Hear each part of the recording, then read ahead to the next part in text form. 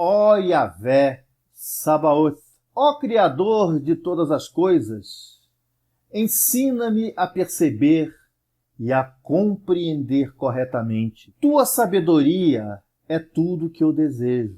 Fixa tua palavra em meu ouvido, ó Criador de todas as coisas, e fixa tua sabedoria no meu coração.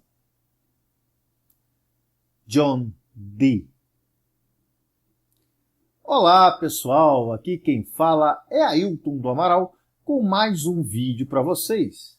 Dessa vez eu vou falar em um dos, vamos dizer assim, criadores da magia enoquiana.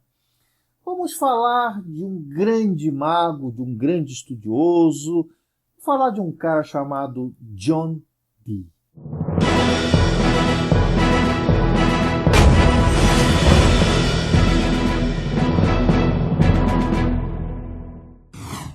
Pessoal, eu já tenho um vídeo que fala de magia enoquiana. Está aqui o link, vocês podem clicar nesse link. Esse vídeo vai falar bastante de magia enoquiana.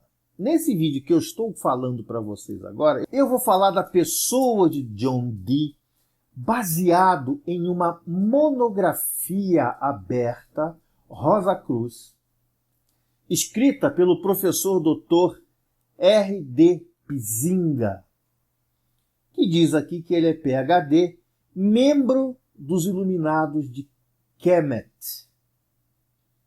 Ele tem um site aqui chamado ordoilluminatorum.net, ordoilluminatorum.net, né, que é aqui onde provavelmente deve ter mais coisas sobre essa monografia. Meu vídeo vai falar dessa monografia, vamos discutir um pouquinho dessa monografia. O que é essa monografia? Essa é uma monografia pública de Illuminatus of Kemet do Brasil. Examina alguns pensamentos, reflexões e ensinamento do místico medieval John Dee, que viveu em 1527 e foi até 1608. Como essa apostila chegou nas minhas mãos? Não sei, gente. Eu pesquiso tanta coisa, fuço tanta coisa, e essa apostila chegou nas minhas mãos. Na realidade não é uma apostila, é uma monografia aberta. Sendo uma monografia aberta, a palavra diz, nós podemos falar isso abertamente. E John Dee, nessa monografia, ele é chamado de Adeptus Exemptus. Segundo essa monografia, diz que John Dee esteve vinculado também ao movimento Rosa Cruz de seu tempo, e que ele também especialmente estudado dentro da Golden Dawn. Né? E, é claro, né, estudado por pessoas que trabalham com a magia enoquiana. Vejam o meu vídeo que vocês vão saber o que é magia enoquiana. John Dee, gente, ele era alquimista, ele era adivinho, astrônomo, astrólogo, geógrafo, ocultista, matemático. E uma coisa importante, durante muito tempo ele foi o conselheiro, ele foi o guru da rainha Elizabeth I, a filha do Henrique VIII, a rainha que durante o seu reinado a Inglaterra teve aí uma época de grande desenvolvimento. Eu recomendo que vocês deem uma olhada aí em toda a literatura de Elizabeth I. Foi uma rainha também que teve um reinado muito longo, e a sua xará, que hoje reina na Inglaterra, que é a Elizabeth II, também está tendo um reinado muito longo. Ela começou o seu reinado em 1954, 2 anos antes de eu nascer, gente. E eu já estou com 58 anos. Ela só de reinado tem 60 anos. E o reinado de Elizabeth I também foi um reinado considerado longo. John Dee escreveu uma obra, considerada uma obra de caráter hermético, chamado Mônada Hieroglífica. Mônada Hieroglífica. Nessa Mônada Hieroglífica, ele fala da influência dos signos e a importância do Sol e da Lua para a mônada. E tem aí diversas considerações bastante interessantes. Existem rituais que John Dee também escreveu com fundamento cabalístico.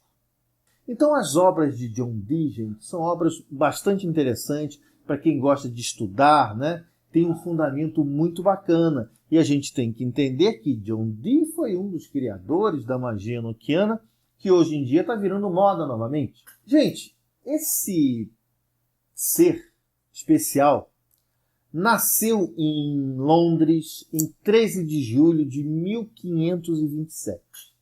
13 de julho de 1527. E morreu em Richmond upon Thames em 1608 ou talvez 1609. Aqui a monografia ela não é específica.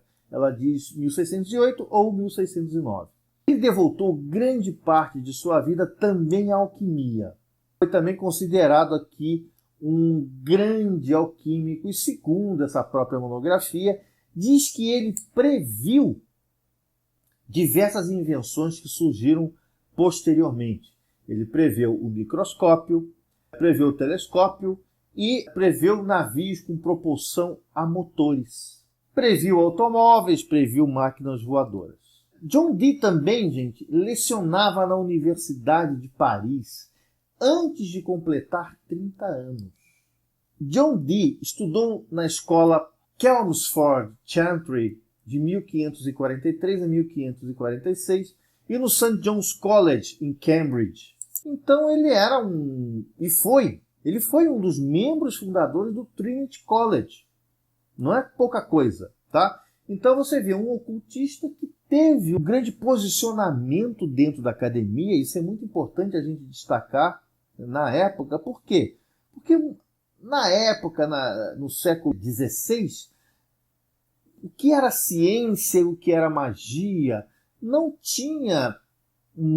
havia uma divisão entre o que era ciência e o que era magia. A academia era mais aberta.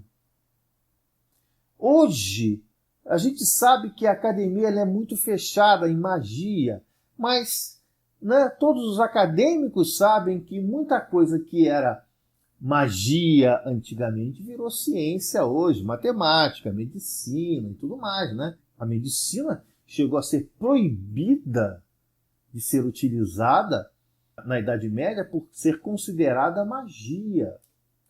Então, a academia hoje ainda tem ela divide, embora algumas academias em alguns países tenham uma certa abertura, países que estão considerando a homeopatia como uma ciência, realizando alguns estudos da glândula pineal como uma contrapartida para o mundo espiritual. Existem alguns estudos feitos dentro da academia, embora criticados, mas todo estudo, gente, que a gente faz, todo estudo pioneiro, ele é sempre criticado pelos mais conservadores.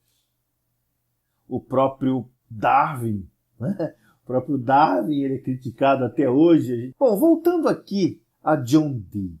John Dee ele estudou em diversos centros muito importantes acadêmicos da época, e quando a rainha Elizabeth I assumiu o trono em 1558, Dee tornou-se seu conselheiro para questões de astrologia. Inclusive, essa monografia importante, ela diz que ele serviu até de conselheiro para as viagens de descobrimento que a Inglaterra teve, colonização americana, tudo isso teve alguma influência de John Dee. A gente tem que tomar um pouco de cuidado, porque certas literaturas tendem a endeusar as pessoas. Okay? Essa é uma monografia que eu estou fazendo uma resenha dela, e ela também tem essa sua situação de querer também demonizar as pessoas. Por que não?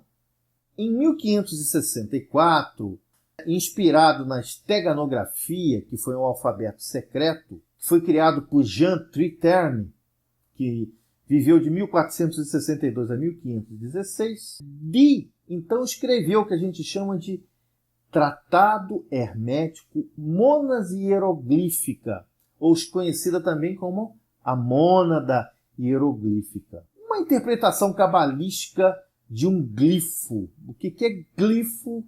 Uma imagem que tem uma definição. Esse glifo foi criado por ele mesmo. Eu diria que seria um arcano, né?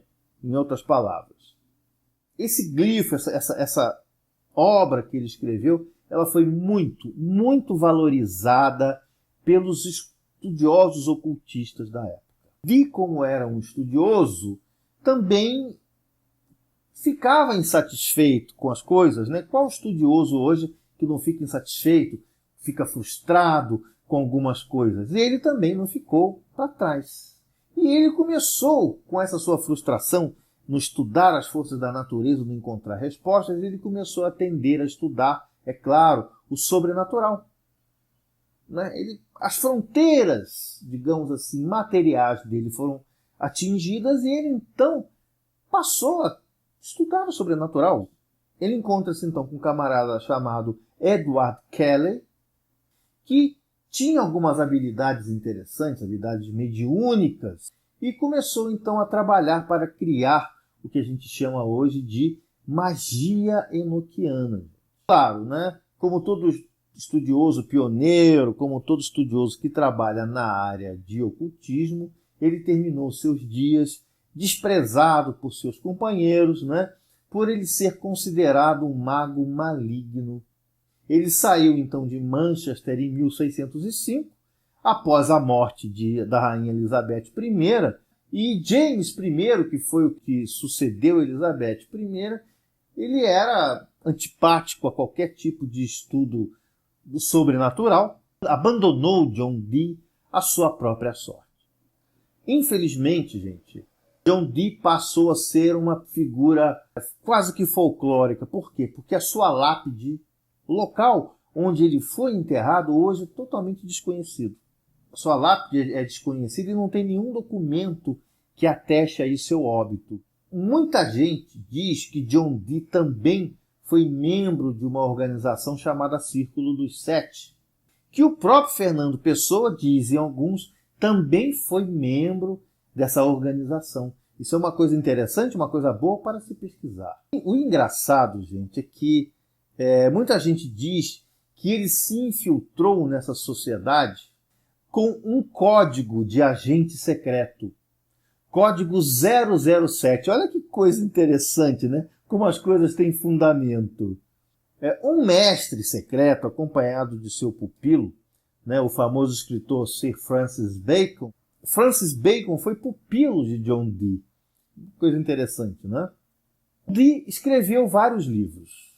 Existem também, nesta monografia, algumas reflexões e ensinamentos de John Dee. Tem uma coisa interessante que diz assim: eu era tão intensamente aplicado nos estudos que naqueles anos eu seguia inviolavelmente a seguinte rotina: dormir só 4 horas por noite, uma pausa de só 2 horas a cada dia para comer e beber, com algum receio depois, e nas outras 18 horas, exceto pelo tempo de ir e permanecer no serviço divino, eu passava em meus estudos e aprendizado.